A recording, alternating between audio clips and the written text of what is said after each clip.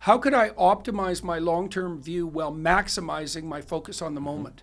Because then you get both. That's a really good deal, right? Because now you're conducting yourself in a manner that works in an iterated way, that's socially productive, right? And maybe intergenerationally socially productive. That would be the best thing to establish. That's kind of what you're doing as a good father.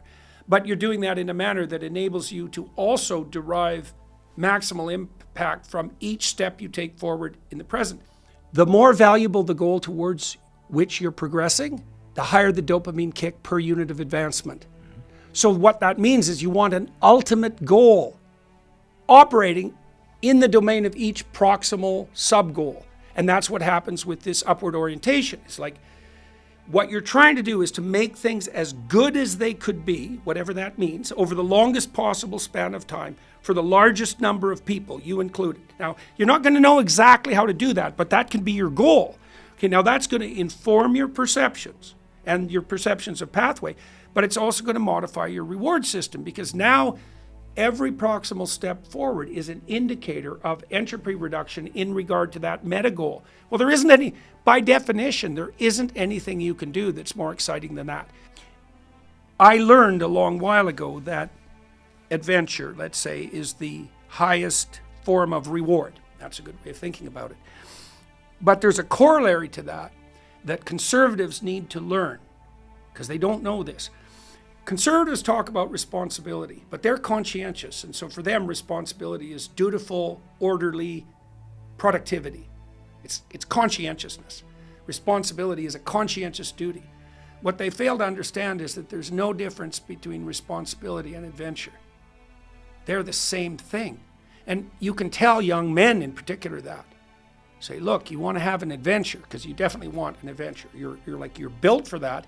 It will increase your status. It will improve your life. Like, it'll improve the probability that you'll accomplish something. You want an adventure. Every fiber of your being is screaming for it. Where do you find it? You find it in the voluntary adoption of responsibility. And that's like, everyone needs to know that. No young person has been taught that for like 5 generations. If the aim is true, the voyage is worthwhile. First, this is what Jacob does. Jacob, in the Old Testament stories, he eventually becomes Israel, right? And so that's his name. And Israel means we who wrestle with God. Now, Jacob is a bad guy when the story starts. And he leaves his home and the perverse influence of his mother and his criminal betraying past behind. And he decides that he's going to aim up.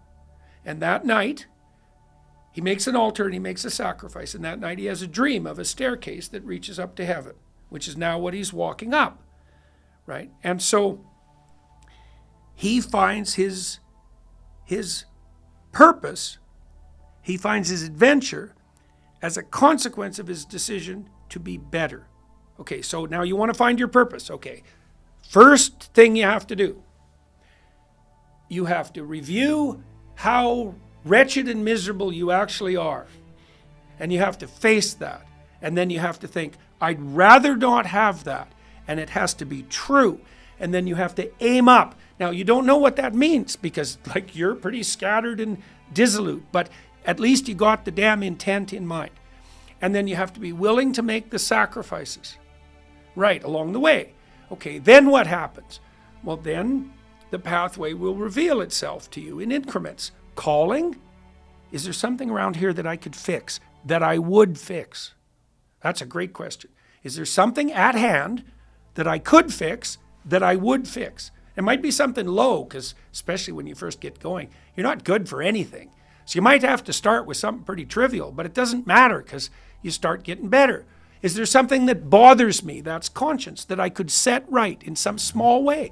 Well, that's there for everyone, right? In the midst of the most catastrophic mess, that pathway, you might even say, look, the more mess around you, the more unstructured possibility you have at hand. And it's true, you know, it's like, I'm not trying to be a Pollyanna about this. I know how difficult that is, but it is the case that the more mess at hand that you can see, the more opportunity that's there. Because, well, if you can see that it's a mess, then you can see the pathway to cleaning it up. Well, so do it. Do it. See what happens. That's the adventure. What's going to happen? I think that the antithesis of tyranny is play. It took me a long time to realize that. Like, I've been studying evil intensely since I was about 13. And evil is easier to define than good. It's hard to find a category that integrates all that's good, that you can point to simply. But it has the fact that play is the antithesis of tyranny seems to be a pretty good summation. Like Panksepp showed, for example, that play wouldn't emerge among animals if they were possessed by any other motivational state. Things have to be set up very carefully before play will emerge. Your house is optimally structured if your children can play.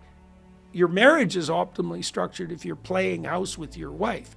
And I think that reality of the, what would you say, the optimally superordinate nature of play, that makes itself manifest when you're watching someone who's a master at their task. And Musk is playing, and hopefully that will, and Trump plays too. It's one of the things that made me less uncertain about him. He's deadly funny. Now, it's rough. He plays rough, no doubt about it, but he's got a ridiculously comic touch. And that's not something that's generally characteristic of, psychopathic dictators.